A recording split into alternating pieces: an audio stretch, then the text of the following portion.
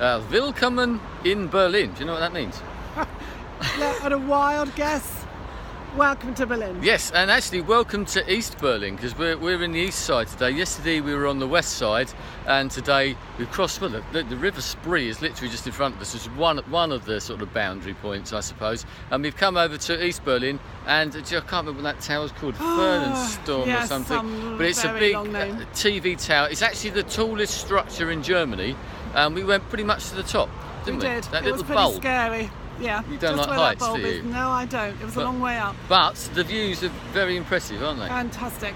Yeah. It was good to see what we'd visited yesterday from the high up. Yeah, and actually being around yesterday and walking around gave you a bit of perspective of what you just said, what you were looking at as well. And actually just behind us, just up in here, another symbol of East Germany, that's actually a nice bronze statue of Karl Marx and Engels as well. And someone's just put some flowers, we were here earlier, someone's actually put some flowers on it since we've been here earlier on. So, I mean, I like this part of East, what it was East Germany or East Berlin.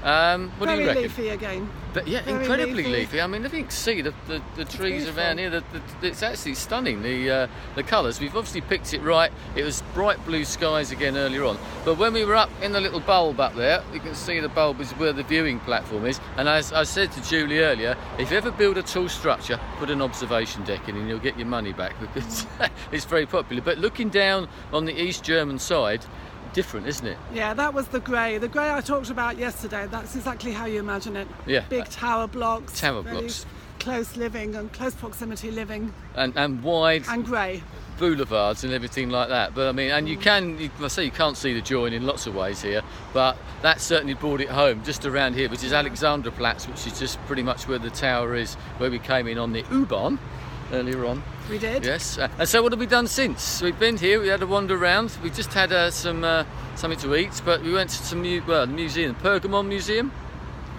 Yep, on the... You sound unsure.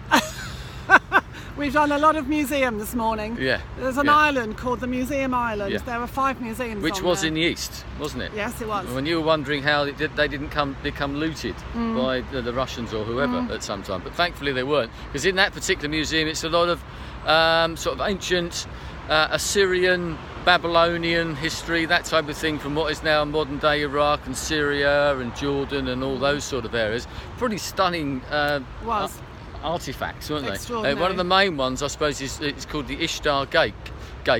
Part of it is a reconstruction, which is fair enough, but it was one of the main gates into the ancient city of Babylon, which is pretty stunning in its own way. And the reliefs and the colours and all that as well were pretty good, weren't they?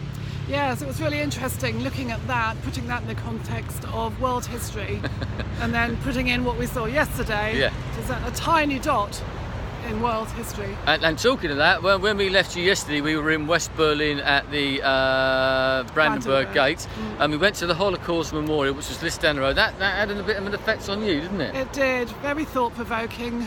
It's just a load. It sounds awful, but it's just a load of stones, really, isn't it? It is just a load of stones of varying sizes, of varying heights, should I say, and undulating. Very, very strangely done, but it gets to you a little bit, doesn't it? It does. It's very grey, but if you can find a quiet spot there, and it's quite easy to do that, particularly amongst the really tall slabs of granite. Yeah. You get lost in your own thoughts, and it's challenging and really thought-provoking to do that. And then we went off to Hitler's bunker, or the site of Hitler's bunker, because actually the Holocaust Memorial was built on the site of, I think it's Joseph Goebbels' ex-palace, villa and offices, so they raised that to the ground and built that on top of it. Hitler's bunker, which they don't want you to find particularly, because there are no signs towards that at all, whereas there are signs to everything else. There's a sign once you get there, and there's basically just an information board telling you where it was. And I suppose if you've ever seen the film Downfall, which we watched before we come, which is an excellent film by the way, that's where all that happened, right in the centre of Berlin. And what is it now?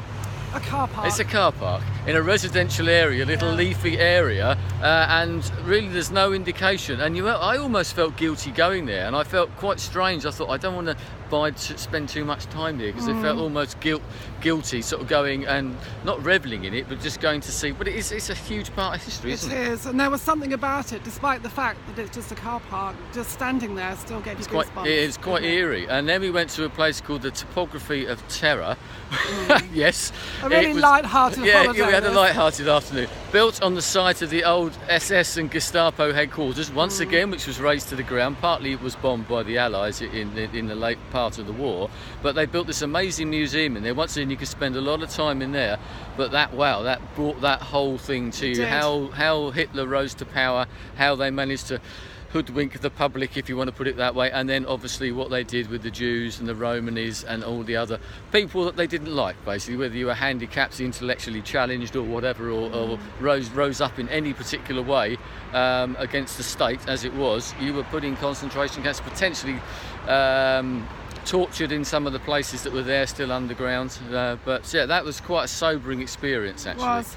But right next to quite a long section of the Berlin Wall. Yes. So once again we were crisscrossing between East and Berlin and West Berlin. We will talk about the wall a bit more tomorrow because we are going to go to that, aren't we? We are. Tomorrow we're going to see an exhibition about the wall and see some of the street art as well. But yesterday in all was a thought-provoking, challenging day, wasn't it? We had some long conversations in the bar last night. So, we really did. And having someone to talk about it too. And I think we both woke up in the night, sort of this stuff going through our head. Quite mind-blowing in its own way. And I think Berlin, unfortunately, is rather defined by its wartime activities. But hopefully that's going to change. But maybe we'll talk about that. Anyway, we're going to head off. I think we're heading back towards the Brandenburg Gate, aren't we? Because it's a nice big long road, Unter den Linden. And I think we're going to walk down German's that way. amazing these days. Well, it's the surname. Fantastic. It's sort of Germanic, isn't it? Anyway, auf Wiedersehen. Auf Wiedersehen.